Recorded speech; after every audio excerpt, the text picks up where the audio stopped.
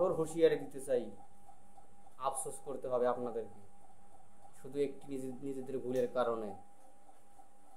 কথা বলার আগে হুঁশ করে বলবেন।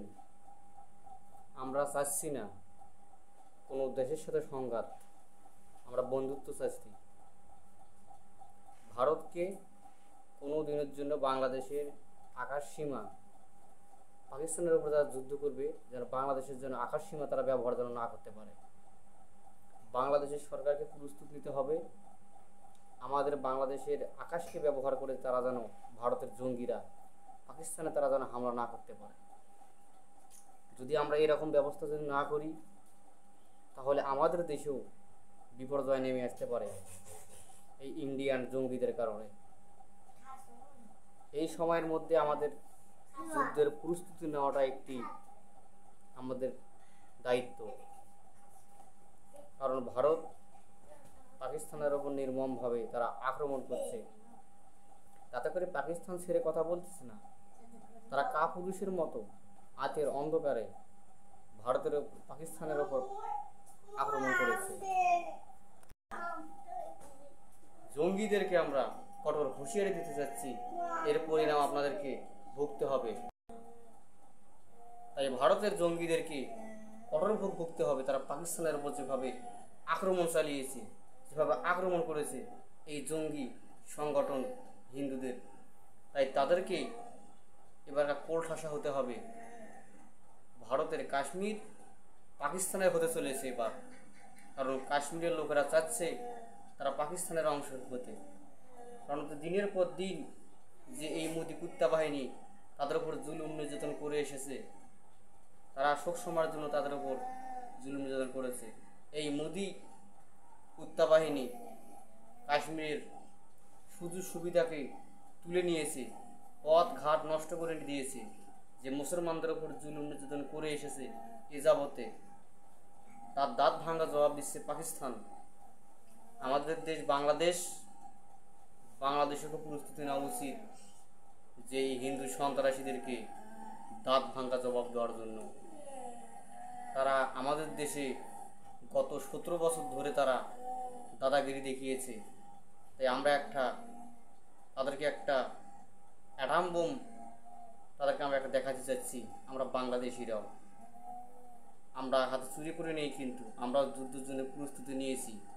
ডক্টর মোহাম্মদ ইউনূস বলেছেন যে যেরকম সিচুয়েশন যুদ্ধের প্রস্তুতি নেওয়াটাই বেটার। আমাদের দেশ ছোট হতে পারে, আমাদের দেশের মনোবল অনেক বড়, আমাদের দেশে সব কিছু আছে, কিন্তু আমাদের দেশটাকে নেতৃত্ব দেওয়ার জন্য একটি নেতার প্রয়োজন। সেই নেতাটা বাংলাদেশের ডক্টর মোহাম্মদ ইউনূস। আর পাকিস্তান ভারতের জঙ্গি সন্ত্রাসীদেরকে ছেড়ে কথা বলবে না, কারণ পাকিস্তানেরা হচ্ছে গরু খাওয়া জাতি। যারা গরু খাওয়া জাতি তাদের শরীরের গায়ে রক্ত টকবক টকবক করে যুদ্ধ করার জন্য। তাই ভারতের এবারকার কঠিন পরিস্থিতির শিকার হয়েছে, পাকিস্তানের মুখে তারা পড়েছে, তারা শকুনের চোখে পড়েছে। এবার ভারতকে হিসাব চুকাতে হবে যে পাকিস্তান ভারতকে এবারকার শেষ করে দেবে। ডক্টর মোহাম্মদ ইউনূস বলেছে যে যুদ্ধর প্রস্তুতি নিতে হবে।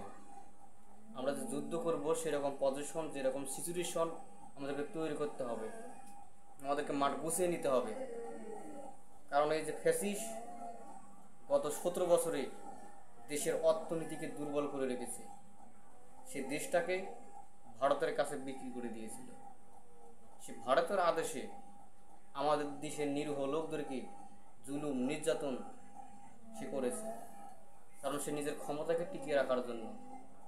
সেই ক্ষমতা 5ই আগস্টের পরে এই ফ্যাসিস্ট স্বৈরাচারীকে ক্ষমতাচ্যুত করেছে আমাদের দেশের ছাত্র এবং আমজনতা মিলে। তাই আমরা একটা কথাই বলতে চাচ্ছি, বাংলাদেশ একটি বীরের দেশ। এই দেশের দিকে চোখ তুলে কেউ যদি তাকায়, ভারত আবার যদি আমাদের বাংলাদেশের দিকে চোখ তুলে তাকায়, তাহলে তারা অনেক বড় ভুল করবে। বাংলাদেশ আক্রমণ আগে করবে না, তারা আক্রমণ দেখাতে চায়, তারপরে বাংলাদেশ আক্রমণ করবে। আমরা সংঘাত নই, আমরা সংঘাত চাচ্ছি না, আমরা বন্ধুত্ব চাচ্ছি। কিন্তু তারা যদি বন্ধুত্বর নামে যদি দাদাগিরি দেখাতে চায়, তাদেরকে দাঁত ভাঙা জবাব দিতে হবে। এটা আমাদের বাংলাদেশিদের দায়িত্ব। কারণ বাংলাদেশ কারো গোলামি করবে না, বাংলাদেশ একমাত্র আল্লাহর গোলামি করে। এটা আপনাদের গুজরাট, দিল্লি নয় যে আপনারা আধিপত্য বিস্তার করতে পারবে। এটা হচ্ছে বাংলাদেশ। এই দেশে কারো আধিপত্য বিস্তার চলবে না। এই দেশের মানুষ জানমাল দিয়ে নিজের দেশকে রক্ষা করতে জানে। তারা যখন বাংলাদেশের লোকেরা মরতে যখন শিখেছে, তারা নিজের দেশটাকে স্বাধীন করতে শিখেছে। 1971 সালে তারা যখন বাংলাদেশের লোকেরা নিরস্ত্র ছিল, তখন তারা নিজের দেশকে স্বাধীন করেছে। আমি একটা কথাই বলতে চাচ্ছি, যুদ্ধের প্রস্তুতি আমাদেরকে নিতে হবে। যদি ভারত আমাদেরকে সবসময়ের জন্য কোণঠাসা করে রাখতে চায়, তাদের দাদাগিরি, তার আধিপত্য বিস্তার আমাদের বাংলাদেশের উপর করতে চায়, তাই আমি একটা কথাই বলতেছি, কেউ মনোবল হারাবেন না, এগিয়ে যাবেন দেশের স্বার্থে। সংঘাত নয়, আমরা দেশকে রক্ষা করব, এটা হচ্ছে আমাদের মূল দায়িত্ব। আজকের মতো এই পর্যন্তই। আসসালামু আলাইকুম রহমতুল্লাহি ওয়া বারাকাতুহু।